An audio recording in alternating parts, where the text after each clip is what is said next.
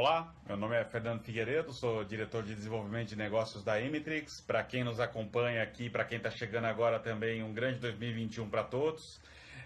Como tradicionalmente a gente fez em 2020, vou começar a apresentar aqui para vocês o acompanhamento resumido dos indicadores que publicamos através das nossas redes sociais e também divulgamos diretamente para o mercado e para os nossos clientes. Começando pela prévia de fechamento do mês de janeiro de 2021 para o mercado de categorias alimentícias baseadas no comportamento tanto do varejo alimentar como dos operadores de food service em todo o Brasil. Bem, para quem não nos conhece muito bem, nós monitoramos diariamente cerca de quase 500 mil estabelecimentos compradores de produtos de consumo em todo o Brasil, divididos nesses dois grandes grupos, entre o varejo e o food service. E dessa forma construímos KPIs de acompanhamento em todos os níveis, macroeconômicos, retratando o comportamento do mercado como um todo, dividido nesses dois grandes agrupamentos de canais e no comportamento de compra, aí em torno de 60 indústrias nacionais e multinacionais que a gente monitora diariamente esse comportamento. Dividindo o mercado, então, dessa forma, vamos começar falando primeiramente sobre o varejo alimentar, né? Focando aqui esse fechamento parcial do mês de janeiro de 2021, nós consolidamos os números na sexta-feira passada, dia 29, e a partir disso, nós estamos retratando o comportamento de compra do mercado até o dia 23 de cada mês. Então, o que vocês vão ver aqui é a comparação de janeiro de 2021 versus janeiro de 2020 até o dia 23 de cada um desses meses, né?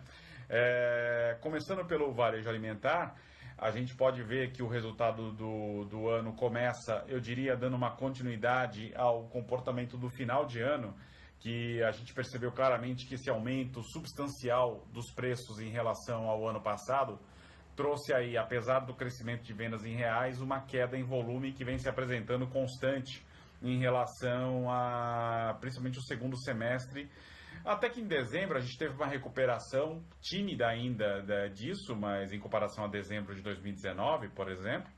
Mas agora em janeiro, pelo menos até o dia 23, eu acho pouco provável que a gente não tenha uma tendência de baixa em relação ao volume. Por mais que haja um crescimento de faturamento, acho difícil a gente não ter uma tendência de baixa para o volume, considerando aí que aqui a gente está faltando a gente fechar praticamente uma semana nessa prévia, né? E que a gente vai divulgar aí nas próximas 2 semanas.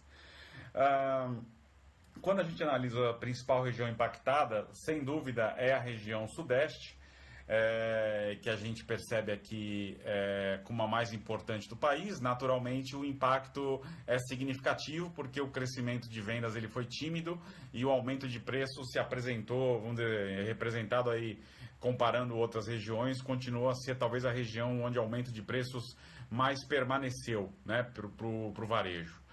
O norte realmente é uma situação atípica, a gente percebe ali que tem uma relação direta com o momento que a gente está vivendo desde a virada do ano. Cidades como Manaus, Belém, Boa Vista, Palmas e também as demais cidades pequenas fora dessas grandes capitais tiveram um resultado muito ruim de vendas, naturalmente em função de todo o estado da pandemia.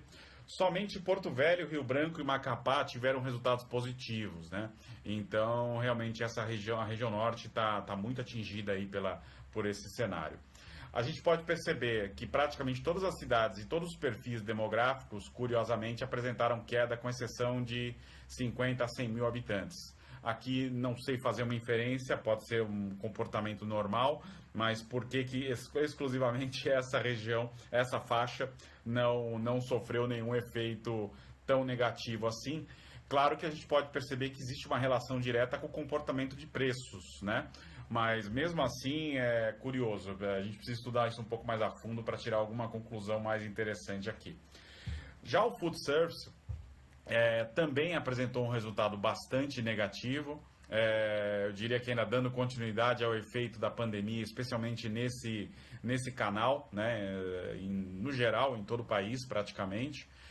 Fica sempre aqui o destaque do Nordeste, que chama a atenção, porque no Nordeste, diferente de outras regiões do país, principalmente as três mais importantes em termos de representatividade econômica, sem dúvida o Nordeste desde o ano passado tem tido um comportamento um pouco mais positivo e talvez até pela abertura econômica da região, né? Claro que eu estou fazendo aqui inferências baseadas no acompanhamento que a gente tem observado, tanto das notícias que circulam em todo o país em relação às questões da pandemia e economia, né? Olhando um pouquinho mais detalhadamente o histórico das compras, a gente montou um gráfico que esse vai ser o último que vai aparecer o ano de janeiro de 2020, né, como referência.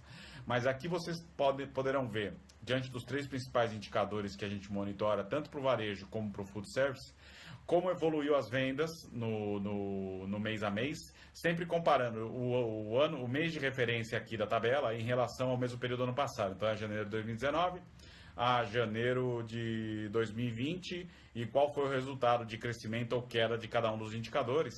É bem interessante retratar isso aqui nesse momento, né? Porque a gente pode ver o histórico da pandemia refletido de diversas formas, cada qual nos seus KPIs de maior interesse, de acordo com as estratégias de cada um aí. E claro, aqui do outro lado, o comportamento dessa prévia de fechamento até o dia 23/1, né? A mesma coisa vale para os demais KPIs, que são o total de compradores ativos do mercado, versus e também o ticket médio de compra por PDV, que a gente coloca aqui reais por PDV, né?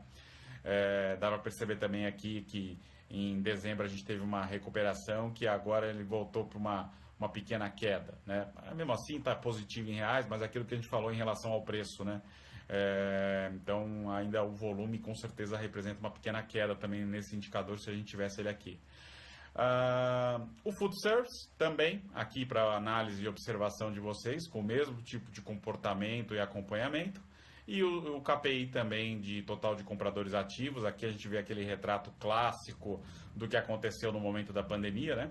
E para quem acompanhou, eu comentei muito sobre essa constante recuperação dos estabelecimentos que voltaram a operar, em grande parte com um modelo adaptado de negócio. Bom, é isso aí, agradeço a todos aí pela atenção, espero que esse material seja útil, ele vai estar disponível nas redes sociais em breve, juntamente com esse breve resumo. Um abraço a todos.